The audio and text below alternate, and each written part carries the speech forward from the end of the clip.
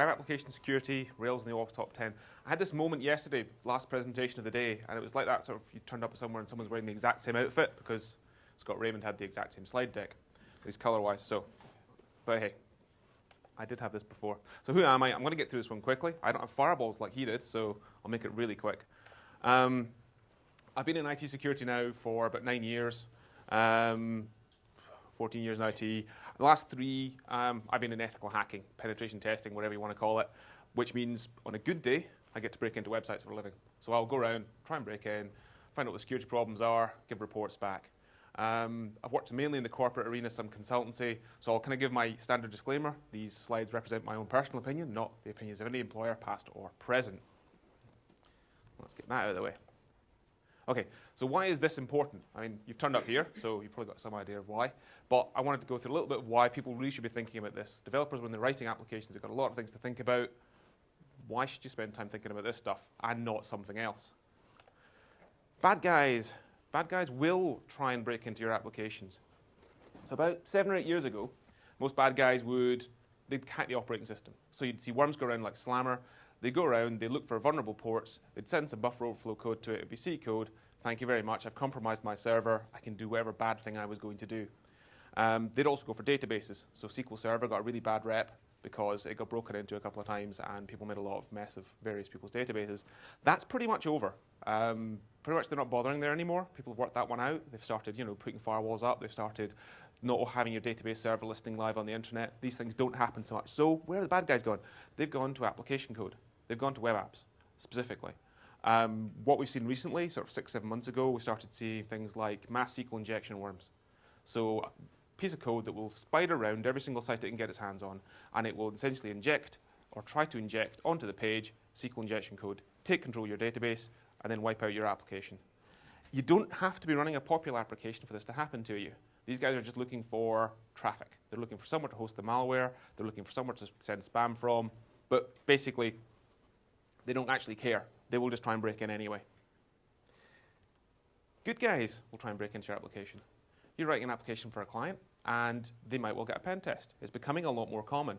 We're seeing it now that a lot of people, before they will actually commission a website, before they'll let it go live, they'll have a pen test, which means that someone like myself will spend about a week, 2 weeks, basically going over your application and trying to break it. And I'll kind of talk through some of the stuff we're likely to do. Some of the places, the point of this talk is really to say, here's some of the areas that Rails will actually help you out, and here's some of the areas where you actually really do have to think about this stuff yourself. Last one, anyone writing e-commerce apps at all? Going to take credit cards? So, okay. Depending on the industry, regulators. So have you heard of PCI DSS?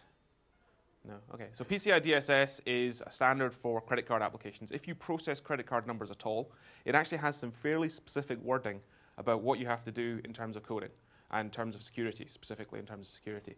What you have to do for your app, what you have to code, how you have to develop it in order to make sure it's not vulnerable to being compromised, because they're sick of seeing credit cards compromised. It costs them a lot of money. So you might actually have to think about that. And the thing they actually do is they put it in terms of something called the OWASP top 10. So they say if you're writing an application that processes cardholder data, you must make sure it is not vulnerable to anything in the OWASP top 10. OWASP. Anyone heard of OWASP? OWASP. Okay, a couple. Open Web Application Security Project.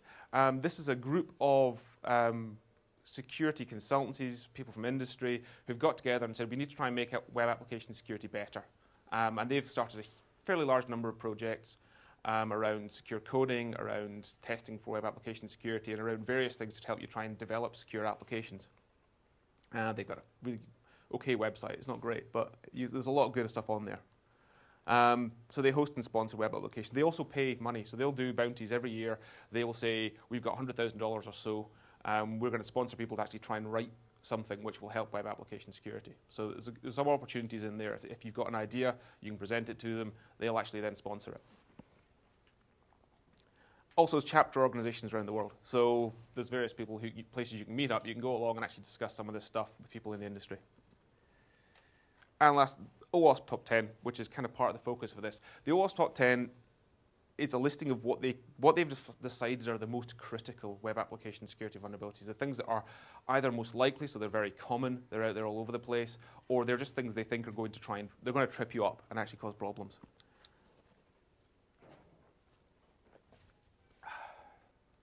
So, yeah, I called this slide "No Silver Bullets," because in the security industry, it's amazing. You find a whole lot of places where people think, I can just do this one thing, or I'm doing this stuff, surely that's all good. Sure, I'm secure now, it's not a problem. And these are some of the ones I've heard on various occasions. We've got a firewall, we don't need to worry. So for web application security, basically your firewall is totally irrelevant. It does absolutely nothing for you. As far as a firewall is concerned, one web query is just the same as another. So a user going to my application and using it properly is exactly the same as someone trying to brute force my accounts, trying to get the passwords of every user I've got and then break into their accounts for them. So it ain't going to help you. We get SSL, we don't need to worry. Have you ever seen nice little padlocks you see on every website and this statement that says, we use SSL 128 bits, so you don't have to worry? Yeah, no, not so much. SSL is really useful, and I'll kind of cover a bit of that later on. There's various cases where it can help you, but in a lot of cases, really absolutely no help. If someone's trying to do SQL injection, in fact, actually, it can help the bad guy. Because say someone is listening on the wire looking out for bad traffic. Well, if I'm over SSL, they can't see it. It's encrypted. So bad guys actually quite like SSL because it hides their attacks. Last one, we use a framework, we don't need to worry. So there's the assumption in some places that the framework does everything for you.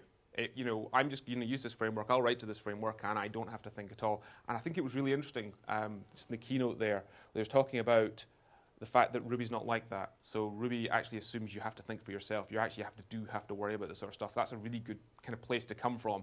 You're not going to be in a situation thinking, actually, this framework sorts me all out, I don't need to worry. So, no. None of those. No silver bullets in web application security. Okay, public enemy number one, the absolute number one cause of problems, got to be 80+% of everything I've ever seen on a pen test report. Input. Yeah, user input. It is the bane of your life. Because it comes in all different forms, it comes from all different places, it's kind of hard to tell whether it's good or bad. Basically, input will cause all your problems. And dealing with it will cause most of the hard problems you have in web application security. If you get this right, life will be a considerable amount easier. So, okay, we've got lots of input. What do we do with it? How are we going to get rid of it? How are we going to make it sanitized? How are we going to make sure it doesn't cause a problem with our application? Two main approaches. Yeah, input validation. Okay, so I'm going to validate my input. I'm going to look at what's coming in, and I'm going to say, for example, this is someone's name. It should be A to Z. Okay, you might have O'Reilly, so you've got the code character. But outside of that, that's pretty much all I should be seeing. So maybe I should validate and just say, hey, if it's not that, throw it, delete it. Output normalization. Okay, so this is the other approach. Instead of actually saying, I'm going to try and watch this stuff when it's coming into my application, you can look at it when it's coming back out again. So you can say, okay, where am I sending this data? So am I sending it to a web page? Okay, if I'm sending it to a web page and I know it's not markup, then get rid of any metadata from that. So encode it, essentially. But the same for every single place you want to put it out. So it can be quite tricky. I'll talk a bit more about that.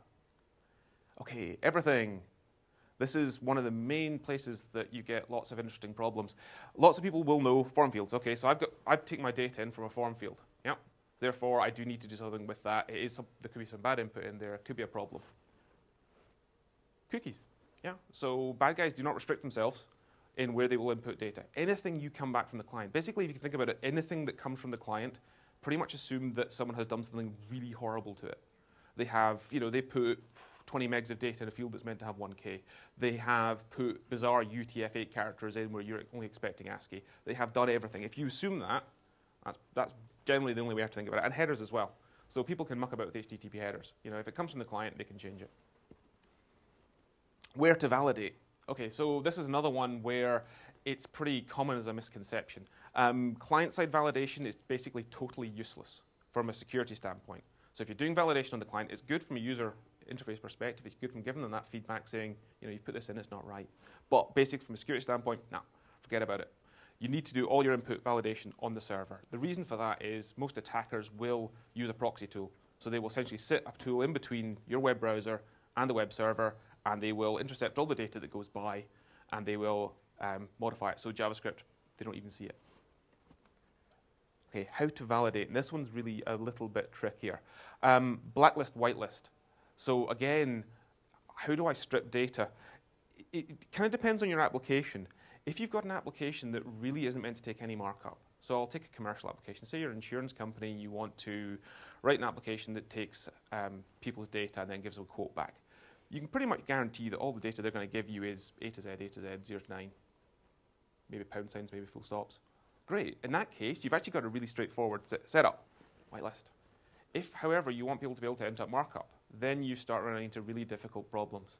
You know, you would think that you end up with the problem of what markup do I accept, what markup don't, where can someone put something I don't want to have in my application, and that turns out actually to be very difficult. I'll talk a bit more about that next. Okay, cross-site scripting, XSS.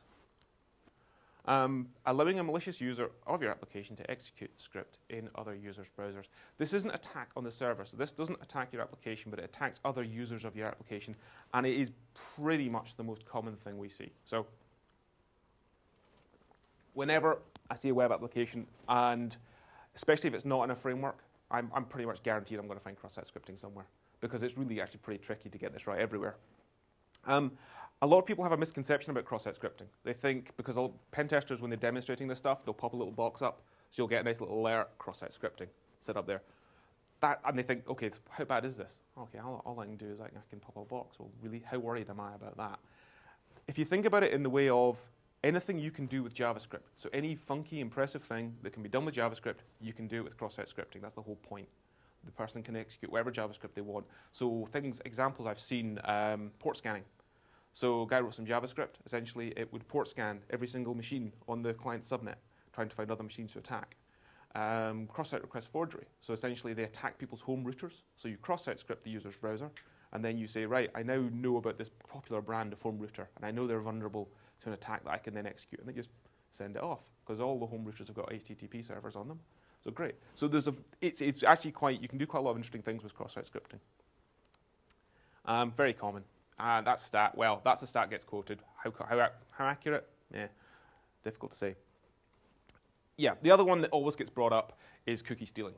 So people can steal cookies. Yeah, that is actually really quite common. That one happens a lot. If you want to try and break into someone's web application, if I can steal the session cookie, fantastic, I can be them. So really easy to do with cross-site scripting. Is that only really an issue when you have stateful information in your cookie? You've just got a kind of key. Well, yeah. As opposed to a server-side session. Yep, so essentially the problem would be, it depends. If you think about it, say a user's live on your application, so they go in there and they encounter cross-site scripting. What the attacker would then do is send that session ID, if they can, off to their site. So and there's a good defense against this. So essentially what they would do is read the cookie out of read the cookie, and then they would send the session ID over there. And then on their server, they can then say, right, now I'm going to get a page from your site with that session ID, same session ID. So there's actually a good defense against this, and you'll be happy to hear that Rails has got it switched on by default, which is HTTP-only cookies. So essentially, you can have an option in the cookies. Most modern browsers will now honor it. It used to be a bit of a funky one because only Microsoft used it.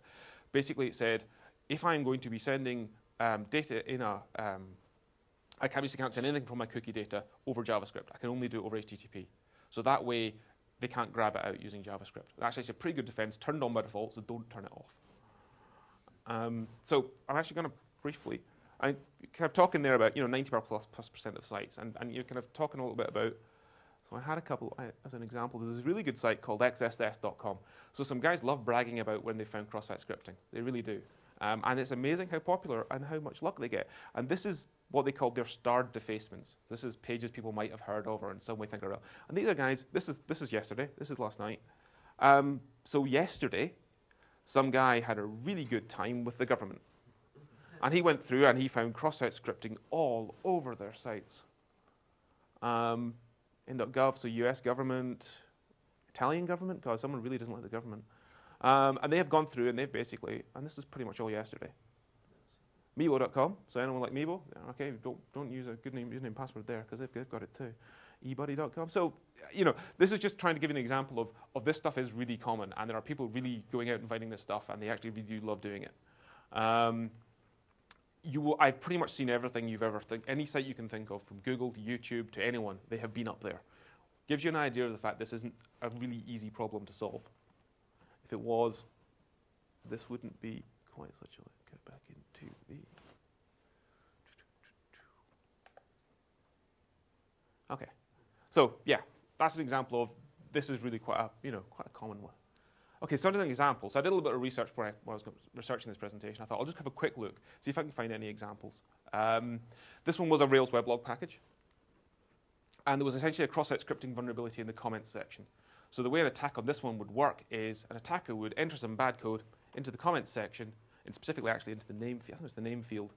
And then when they got that comment echoed back to them on the page, it was fine. It was escaped. There wasn't a problem. But what happened was when you went into the administration section of the blog and you actually looked at your comment, bang, JavaScript executes. So if I want to nick the admin's cookie and take his blog off him, great, no problem. And this is downloadable code, so of course I can download it and the attacker can actually take a copy of the application away, think about how they're going to do the attack, and come back and do it. So yeah, comment body, email address, website address were all escaped with H. That's fine. And they were in the administration section, but they'd missed one place. So they had this line here, item.author here. Yeah? So item.author wasn't escaped, had been stored in the model. Thank you very much. Now, interestingly, this one actually a little bit tricky to exploit because they'd actually cut it down to 40 characters. So you had to be really quite clever to get it to work, but it's still doable. Fix for that, really straightforward. H item.author. So that's now in the latest version, so that's fixed. But that's an example of how easy it is. And that's one of the problems, I'm going to talk about this, fixing cross-site scripting. Okay, so cross-site scripting's there. What am I going to do about it? Do have to think about it. Standard recommended approach, so the Rails way of doing this traditionally, is to use H. Use H everywhere. So anytime you are outputting data anywhere on the site, sorry, use H.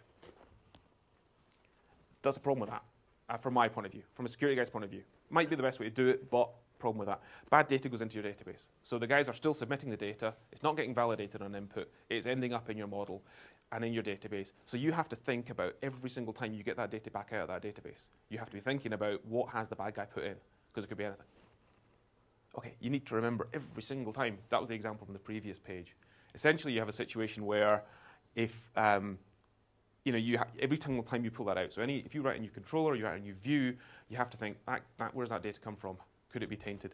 There is a plugin to help with this. There's a plugin called SafeERB, and essentially what that will do is it will warn you. So it will say, you're pulling data back out here. You haven't escaped it. It could be dodgy. You need to think about that. And so it will give you warnings. So, fixing other ways of doing it. So there are other ways to approach cross-site scripting. There are other ways to actually address the problem. Input validation. So can we do input validation on this? Sanitize helper. So there are various ways of doing this. There's some plugins and there's a sanitize. The sanitize helper is in the view. So essentially that will do that. Essentially you put it in the view kind of like H. So I kind of think, well, problem with that again, bad data into the database. Have to think about it every time. There's a couple of other options here, and these are a bit like kind of the nuclear option. These basically just go through everything you put into the application and strip out tags, strip out HTML tags, everything. So you turn that one on, basically install the plugin, set it up, and anytime anyone puts a tag in there, bang, it's gone. So if your application never needs to take tags, fantastic. You don't have to think about it. And it's one of the things I think in terms of security, in terms of how to get a site up there, if you don't have a lot of time to think about this stuff, try and find things that work really quickly, that go on by default, that you don't have to worry about, because it means if you're expanding your application, you don't have that thing in the back of your head of what have I just left open. Other one, XSS terminate. The slight difference I actually should mention on these, that one works at the controller level, that one works at the model level. So there is a slight case where that one won't help you. So say I have a series of actions in a controller, and they never get persisted down to the model. So if they never get persisted down to the model, then that ain't ever going to happen. Same with putting validation in the model. Same thing. If you're doing validates format of or whatever, if you never save it, if you don't save an action to the model, then when it comes back out again, you've still got a problem. Usually okay, but not always. Okay, next one. I'm obliged to use this comic. Anyone who uses a SQL injection presentation has to show this. It's kind of the law, because it's the only time it's ever been funny. So, SQL injection. SQL injection is really, really, really bad. That's the only way I can put it. It is really bad. Allows SQL, essentially, if you don't validate your input properly and you are doing certain things, the attacker can execute arbitrary SQL on your database. That is, depending on your backend, it goes from being allows them to do a whole lot of bad stuff to your database, all the way up to allows them to take out your entire server. Okay? So if you're using, as an example, Oracle or Microsoft SQL, there are stored procedures in there that will allow you to execute command shell stuff. So they will actually allow you to execute commands on the operating system as the user of the database. Now, the attackers have worked this one out, and they're actually quite good at exploiting this, and they will take out your whole server and really ruin your day. I mean, really. Potentially devastating. So this one is an attack on the server. It's not an attack on the user. It's an attack on the application or attack on the application server. And it's probably the most common really, attack of that class. There's other ways to do that, like command injection and various other things, but SQL injection, because everyone's got a SQL database behind there, is the most common, easy way to do it. SQL injection in Rails. Here's the good news. SQL injection is a limited problem in Rails. You shouldn't, unless you do something bad, you're not going to have a problem with this. Why? Active record is the answer to that, if you're using active record. So essentially, active record will parameterize any query you're putting in. So essentially, it will say, anything I'm giving as input here, it's just input. It's not part of SQL. Don't execute it. Never, never, never insert strings directly into queries unless you can avoid it. If you can't avoid it, sanitize it before you do it. So, as an example of how not to do it, here I'm basically inserting a parameter, something from params, straight into SQL query. Who knew someone's name could be or 1 equals 1? So, changes the query, terminates the initial parameter, and says, give me everything out there at database where the parameter equals that parameter or 1 equals 1, which is always true. So give me everything. Okay, not good. One other thing, framework bugs. Yeah, so it was interesting. A couple of the talks that I've been listening to over sort of last day have been talking about dealing with old Rails code, so dealing with stuff that's out of date because you can't update for whatever reason. There was a Rails framework bug, which essentially it was in order and limit, which was SQL injection.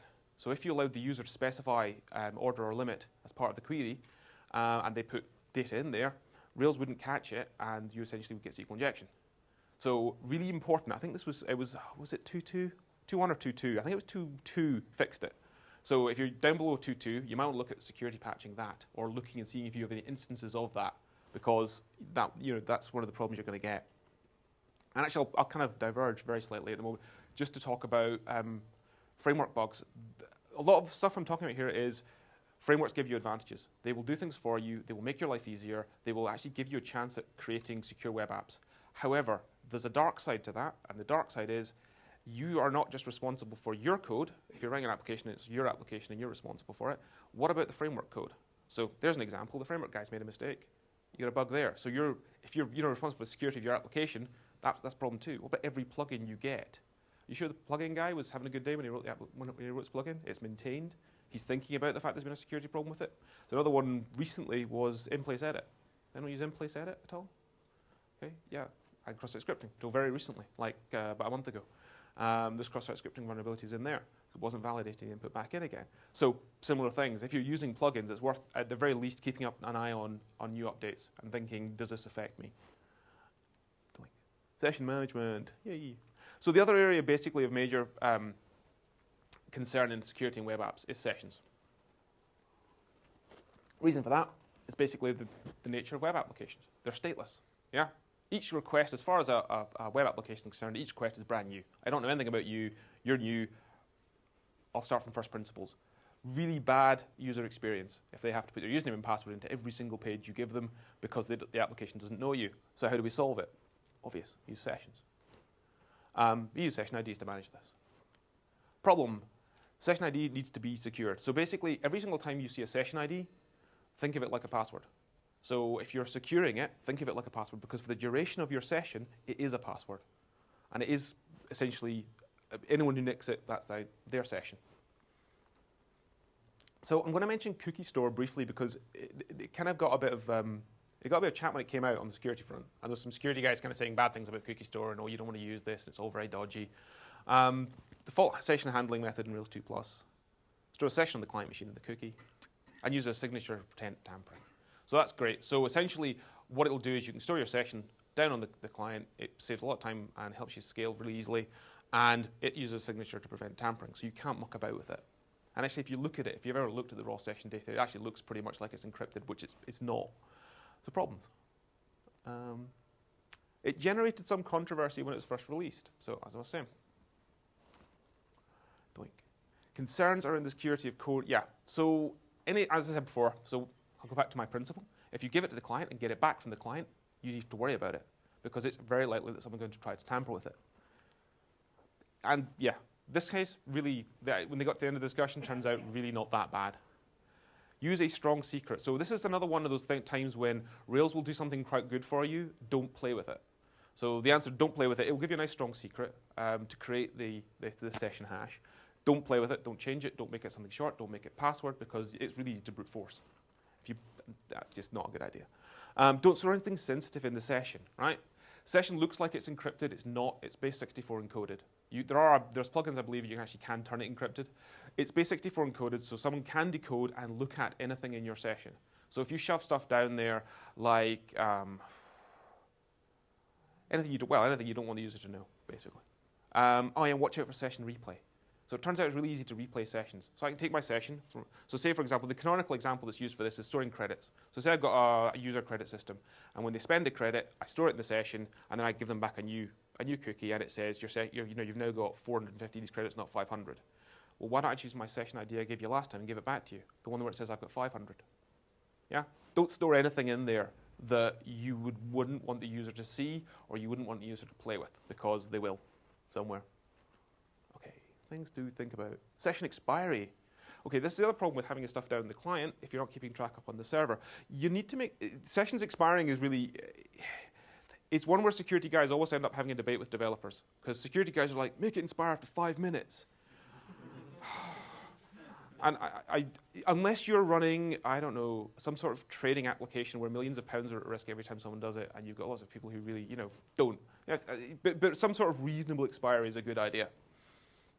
Short's practical. Consider shared machines. Yeah. So people could be using cyber cafes. People could be using labs. People could be using a variety of places. And the last thing you want is for someone to actually basically rock up to the thing and go to a website and suddenly they're logged in as someone else. It's going to turn a user off the application. It's going to make them think, ooh, that's not much good. And also you get, well, it could be quite funny, but probably not the best. Transmission in the clear. Okay, so this is a really nasty, it's a really common problem with web applications. I'm guessing people using the conference Wi-Fi. Everyone's session is always going over SSL. If not, then someone could be any of you with any of those applications. Gmail had this problem until very recently. There's an option actually in Gmail where you can tell it to always use SSL. Thoroughly recommend turning it on. If you don't, your Gmail password is essentially going in the clear across Wi-Fi. It's not really very good. Someone can nick it. They can then change. They can do all sorts of interesting stuff to your email, like put a filter on that sends everything to them. It's been, and if you ever heard, there's a conference called DEF CON, which is a hacker conference out in Vegas. Happens once a year. They have a thing called the Wall of Sheep. And the Wall of Sheep is, they sniff the Wi-Fi. So I would never use the Wi-Fi at DEF CON, but people do. and they use the Wi-Fi, and they have this thing called the Wall of Sheep, and it is every password that they see in the clear. So all the passwords get put up, and they get thoroughly embarrassed. And it's people's names, people's usernames, and people log into their corporate email in the clear. They do all sorts of very bad idea. But basically, same with session IDs. If you're putting session IDs in the clear, so if you are writing an application and you want someone to have a logged-in area, it is worth saying SSL from the start, SSL from the login page and including the login page. So login, when you get the login page, you'll see a lot of sites that have the login page over HTTP. You submit, and it goes over. It starts the SSL session at that point. Problem with that is bad guy can play with your login page because you've not encrypted it. So bad guy can play with it on the way, especially over Wi-Fi. So transmission in the clear, really bad idea. Yeah, conference Wi-Fi. Cookie options. The other thing you can do to help with this, again, Rails offers a really nice option for this, is you can set secure session on the cookie. And essentially what that does is it says, for session cookies, only allow them to be transmitted over SSL. Now that's really helpful because it just essentially, it's another one of these things that takes something off your mind. So you set this option and you don't have to think, are there any actions I've missed here, because it won't work. Your application will fail, so you have a bug to deal with, but at least you don't have to worry about it. And essentially,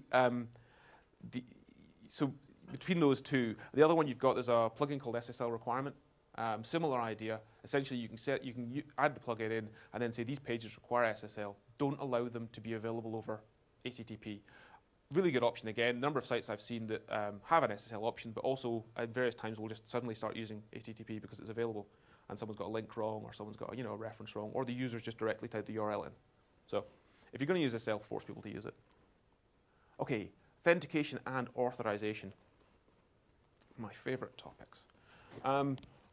HTTP auth. Okay, so Rails has some stuff around HTTP authentication. For a lot of things, it's perfectly valid, perfectly decent way to do authentication on your application. Mainly, I would say if you had one or two people who were using it, yeah? Because you tend to put the username and password actually in the code. HTTP authentication suffers from a number of vulnerabilities, mainly around the fact that there's no innate protection against someone brute forcing that. So I can just bang away brute force forever, and unless you put something special in your code, it's going to let me do it. Also, there's no logout with HTTP authentication. So as long as the browser's open, there is no logout, there is no expiry. The browser will retain that credential forever. So not ideal if you're ever going to be in a shared environment. RESTful authentication and others. So other option, forms-based auth. By far and away the most common way anyone does authentication in applications. And usually a reasonably good option. Authorization. So authorization is probably the other area where most web applications have problems. Because authorization in web applications is actually really tricky. Dealing with forceful browsing. I'm a pen tester. So if I see something that looks like a scheme, so it looks like I've got get users 1. The very first thing I'm going to try and do is put get users 2. Get users 3, get users 4, get users, and you'll get tools that will essentially allow you to iterate. And what they'll do is they'll come back with what did it look like? What response did I get from the server? What was the size of the response? So I can look for patterns really easily. So, and this is kind of an area where Rails, not through any deliberately designed desire to be insecure, makes it easier for attackers because you tend to have really predictable URL schemes. So it is you need to have something in your code where if a user can only get their orders back, the find, for example, only looks for their orders. So there is nothing else in that variable when it goes down to the view that's not theirs. That's where and that's something you really do. And Rails will not help you here. Yeah, Rails, you actually have to think about that stuff yourself. There are some plugins. It's maybe even easier. We think if you're using like resource this, you're not even really writing your own controllers. Yeah. Just whack it in and then. And tie, but tying it to this, so tying it to if you're tying the stuff that's coming back to the view to the user session, they're much less likely to have problems with this. But it is an area where that's just an absolute classic. Then that is the first thing any pen tester will do is they'll look for predictability and they'll go start iterating over because it's easy. Password management. Okay, so most apps still password based. Yeah. Love to say, I mean, every time, 10 years ago, people were going, oh, it'll be keys, it'll be biometrics, it'll be something. And they've been saying that for literally since I started in security and before. Passwords are going to die this year. We're going to get rid of passwords. It'll all be something better. No. Anyone here using something majorly other than passwords? Or is it all passwords? Passwords? Apps? Pretty much. Common password security problems. Passing in the clear. Okay, I mentioned this before. Passwords in the clear, really, really bad idea. Don't ever. It's SSL requirement. Storing in the clear. Never, ever, ever, ever, ever, ever, ever, ever store passwords in the clear. It seems like a good idea. It allows you to do things like remind users of their password when they've lost it, but it's not worth it. But the reason for that is I've seen a number of cases where people have essentially cracked a database and they got the passwords out of it. If you haven't encrypted them, then they're just going to get them straight out. And the real problem with that is, I don't know about you guys, but I don't have that many different passwords I use for websites. So if I lose my password for a website, I probably not just lost that, and attackers realize this. And if they get a bunch of usernames and passwords out of a database, the very first thing they will do is go around every popular site on the internet, and they will try those same username and password combos. So, if you store that stuff in the clear, it can be a whole world of pain. Okay, all store hashes with salt and pepper. Salt and pepper. Not actually culinary terms. MD5 hashing. So essentially the standard way to store passwords in the database is to hash it, right? Problem with hashing is that people have kind of worked at this thing called rainbow tables. And what a rainbow table is they will pre-generate a hash for every single common password. In some cases, they'll actually do dictionaries. So there's guys who, you can get like 10, 15 gigs of rainbow tables for MD5 or LAN managers or Microsoft Windows stuff, but also for MD5 hashes. So put a salt on it. Essentially, random string stored in the database goes at the start of the hash. Now you're saying, well, it's in the database with the hash. What good have I done? Well, you've stopped rainbow tables. You haven't stopped someone brute forcing that one, but it means they have to do it themselves from the start. And if you've got users with reasonably strong passwords, then you've got a hope that they won't actually be able to break it. And the other idea, actually someone thought of this recently, and I thought it was a really cool idea. The guy said, put pepper on as well. He called it pepper, but put another extra bit in the code. So don't store it in the database, but store it somewhere like the model.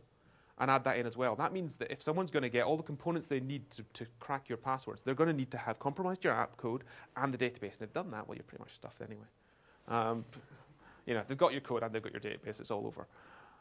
The only thing I'll say actually with that does occur to me is don't go putting that up on on the source code. You know, GitHub. No, that wouldn't be good. You know, it's kind of that's going to ruin the point of it. Yeah, more password management. I hate to say, but it is kind of important. And this is really another area where we see it gets wrong all the time. Brute forcing. Brute forcing passwords. Anyone see the Twitter hack? So around the start of the year, one of the Twitter admins had their password set to happiness. Bored kid in his bedroom wrote a standard, really straightforward brute force cracker, iterated it over. Thank you very much. He's now an admin of Twitter. Bit of a problem.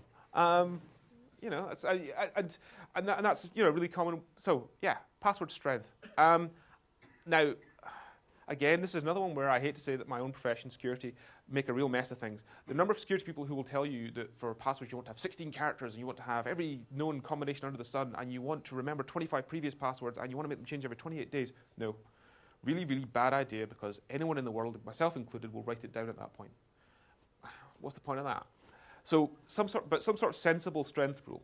I would personally say around 7 or 8 characters, upper lower numeric, will stop the most brute force attacks.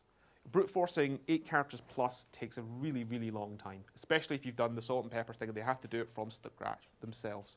Most people won't bother at that point. Not you. I mean, a pen tester won't do it because they've only got 5 days for the engagement. But if you've done something really simple, it's dictionary work, they probably will do that if they can get hold of it. So validates format off. Use validates format off in the model on the password attribute. So really straightforward, really easy. Just force some sort of basic level. Account lockout. The other thing that would have stopped the Twitter hack is some sort of account lockout. If someone is trying to brute force your account, stop them. Okay? Again, corporate security will say 3, nope, 10. Say 10, 20. I think Microsoft recommendation is actually 50. So the Microsoft recommendation, when they actually know a fair bit about this, did the research, said 50 times. Let someone try and log. I mean, if someone logs in, tries to log in 50 times, and they're still not in, they have forgotten their password. Yeah, you might as well move on, because they're never going to remember it. So you might as well lock them out. Lock them out. Give them some sort of method of resetting it. Alternatively, use something like CACHPA. So wait till they've got it wrong, say 5, 10 times. Shove up a CACHPA on the screen. Stops the automatic brute forcer. Because most automatic brute forcers won't be able to solve CACHPAs not that quickly. So just basic things, but that will actually stop most brute forcing attacks. And that is the other really common way of getting in. Password change forms. Yeah, always ask for the original password. So this is one that we see really a lot. You need to always ask for the original password because it's the session problem. So say I walk away from my machine, I go away and do something else, I forget to close my browsers. Users forget to close their I forget to close my browser, everyone does. Someone else walks up there, oh look, there's a change password function, doof. I can just put 2 new passwords in. Great, my account now. Ask them for the original password, then that doesn't work anymore. They have to know what the password was. They can't just sort of, immediately reset it. Yeah, password reset. Password reset's a funny one. Essentially, you have a situation where you're going to send someone a link, for example, and that's fine as long as your application isn't more valuable or more secure than the person's email account. Because if they can get a link sent to an email account and they work out what that is, then they can attack it that way. For most sites, to be honest with you, sending a link to an email account, which then they have a sort of like an MD5 hash or something else, they click on, go to the site, and that allows them, and it lasts for, say, a period of time. That's fine. But if you're doing something really sensitive, you might think of some other way of doing it, secondary secrets, something like that. Okay. So that's kind of most of what I had to talk about. My time's not too bad. So Rails provides a lot of tools to help you secure applications. So there's various things in Rails, stuff like the session options, and some other stuff I didn't get a chance to talk about, like cross-strike request forgery, where Rails will help you out. But Rails will not give you a secure application on its own. You do have to think about various things in there. And I said if I had to pick one, I'd say input validation is my number one. If you had to think about one thing out at the end of this, go away and look at where in your application you might need to do some more of that. Input validation is it. Just because it's the most common one and it's the one that will cause the most problems. More information. So there is more information about this. There's various places you can go to get more information. OWASP has a thing called the Ruby on Rails Security Guide. So great stuff. It goes through a lot of the stuff. It's kind of strategic at level. It doesn't always talk much about the implementation, but it does have a lot of good information about problems you'll have. And it's got some more stuff than this, what I was able to cover here. Secure coding guide. They also have a secure coding guide, which kind of is more generic. They've also got testing guides and various other things in the top 10. The Rails Wiki, again, I mean, as it happens, it's the same guy did the Ruby on Rails Security Guide. There's a good page on the Rails Wiki with some basic stuff. And there's various blogs. And actually, there's a guy who's, I think he's doing a presentation next week, Jonathan Weiss, who did a really good presentation at last year's RubyConf Europe as well. So that's where worth looking at as well. So, questions? Yeah. So. You said you should have HTTPS on the page that is your user and password for login form. Yep. How bad is that? Because a lot of sites have, Yeah. you know, at the top of every page they've got. Yeah. So I suppose the problem that I saw, there was a guy called, a great name, Moxie Marlinspike. I don't know why. He came out at a security conference and he came up with this thing called SSL strip. And basically it was, what he had worked out was if a page came over HTTP, he would rewrite it on the fly. And he would essentially strip all the HTTPS links out of it and put HTTP in there. So at that point, if you submit the username and password, boom, it goes over HTTP, and the user's got absolutely no way of telling that something bad is happening, because then he just redirected them back to HTTPS. But he's got the username and password. So the problem is, if you're trying, the only way we really have, and it really isn't very good, of telling users, you know, you're on the right place, is HTTPS. Yeah, is that padlock? You educate them to look at the padlock. If you're using EVSSL, you get the nice green bar or whatever, or the blue bar. This guy worked out that, you know, if you don't do that on the front page, he can essentially do an attack that looks totally seamless, and he's got your credentials, and he's walked away. So that's the kind of area where you see it as an attack, as a potential problem, and it's mainly over Wi-Fi or any sort of shared network where you can do fancy things. Yeah, essentially man in the middle. You use something like ARP spoof, which essentially forces everyone to think my laptop here is actually the gateway. I'm going to route all the traffic, and then he just did it on the fly, stripping, looking for HTTPS, strip it off. So that's kind of the place where you see that as a problem. I work in the telecoms industry, yep. and particularly around next generation networks. And one of the trends that we're seeing now in terms of security and policy is, you know, appliances in the network. Yeah. Deep hacking inspection then layers yeah. on top of that to protect it against denial of service and whatnot. Yeah. And it was interesting yesterday when we had the talk on Rails and MERP coming together. Yeah. And one of the things I remember in particular is this idea of having, if you like, MERP filling a middleware layer between the Rails app and the outside world.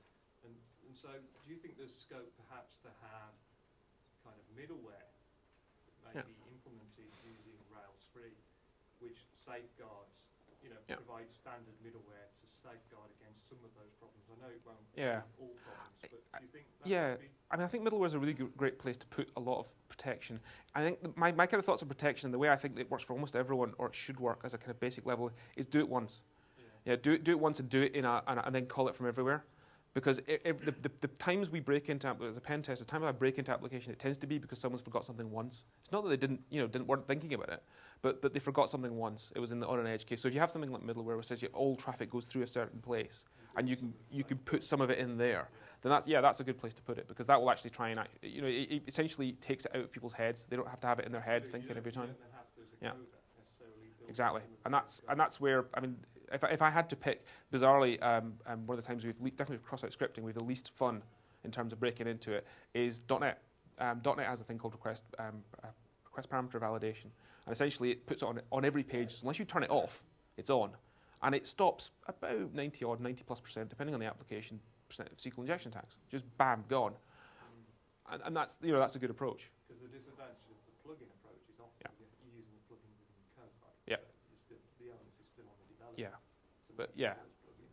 Okay. That's interesting. Something else? Yeah. There. Right. You were saying never send passwords in plain text. Yeah. So obviously, a lot of stuff people do isn't that mission critical, and SSL is expensive. Yeah. So, well, you can do something like, so HTTP digest authentication kind of gets around that. It really depends on, I mean, it is all down to mission criticality. I mean, this is the thing about security is it's not, and it's a problem with the security industry is they tend to say everyone's got to look like, a bank, or everyone's got to look like sort of, Fort Knox. And I disagree with that. I think if you're right, I mean, it's all about saying what level of security do I want to have. And if SSL, I mean, the thing is, you could say, depending on your user community, for example, self-signed certificate. Okay, self-signed certificate, they'll get an error, but depending on your user community, that might be fine. Again, security people have a downer on self-signed certificates, but I don't really see the problem. It's still encrypted. Yep, sure, you're not providing that authentication on who you are piece, but anyone can generate an SSL cert. It's just getting it signed. Someone's worked out they can make you pay money for it. So yeah, I mean either SSL signed or something like HTTP digest, something where you can do a kind of try and encrypt it to an extent across the line, or encode it, or hide it, or make it a bit harder. But in general, it's a good rule. I just think it's a good rule to think about. If you don't send them in the clear, then you don't have to worry about someone nicking them. Yeah, the other thing you could use if it's not a if all you need to do is have a session and associate a login with someone, just don't have usernames and passwords. Use something like OpenID. Yeah. Because then there's often a culture thing around build a web app, right? So I need to have usernames, I need to do all the authentication, I need to remind people by email. But actually, particularly now with like Facebook Connect and the Google Apps authentication, you can use third parties to do that for you, and then you can almost. Yeah, that's a really good point. It's things like OpenID. Would I use them everywhere? No. But do they have a place in terms of, maybe you just want to give some personalization to a site. You're not actually storing anything really that sensitive. Could they work there? Yeah, sure. I mean, I use it myself. So, sorry, yeah. Just some feedback. I'm the kind of guy who, whenever I put an application online, I'm kind of looking all the log files, and what I've seen is that many hackers, or would like to be hackers, or whatever, once they are realizing that this is a Rails application and it's pretty easy to see, they are trying to get all the XML files. Yeah. And I've done that mistake myself. It is so easy to make the normal stuff more or less secure, but forgetting all the XML stuff and putting it out. That's a really good point, and it does kind of raise one of the challenges of Rails again. Is Rails offers you a lot, and it offers you a lot by default, and so if you have some of the stuff that Rails has offered you by default that you then don't use, are you going to remember always that then that's you need to deal with that? So that's a good point as well. Another one to think about. I'm over time, so I best finish up. One more question? Yeah, sure. Yeah, I thought about when you were talking about sending passwords in the clear. Yeah. But, obviously, even if you encrypt the HTTP session, you will have an issue if you send emails with password or password. Sure. I would never send an email with password. If you can possibly avoid it, send some sort of re-authentication link. So create a one-time link, send that out to user, and then let them click on that link and come back. Now, it's still not perfect, as you say, because you're still sending that link in the clear. SMTP mail is in the clear. So really, that's why password reset is actually a really tricky area to get right. The only other way that I've seen doing it, and am I really that fond of it? Probably not. I mean, if it's a really big application, then get them to call someone up. Do it with band. Send them an SMS. That's another one I've seen that actually is send it down another channel so you don't have to worry about it so much. Alternatively, secondary secrets. I haven't seen many people do secondary secrets well. They tend to use really dumb things like mother's maiden name, first school, stuff you can find on Facebook, the stuff you can find on Friends Reunited. But that's, sorry, yeah. You could do something like, you give them, when they enter something in the reset form, you send them a link, and as a result of entering this in the reset form, they will get some screen they will have to enter in link. So you get a screen over HTTPS, so it's secure, and you will have the email, but the email won't be enough. Yeah, so I think it's one of these things. There's a number of ways you can look at it, and I think it's just a question of finding that balance between, how much do I care about my site, how important is it, how much money maybe am I making off it that I can go for something that's that much more. Cool, thanks. Cheers, guys.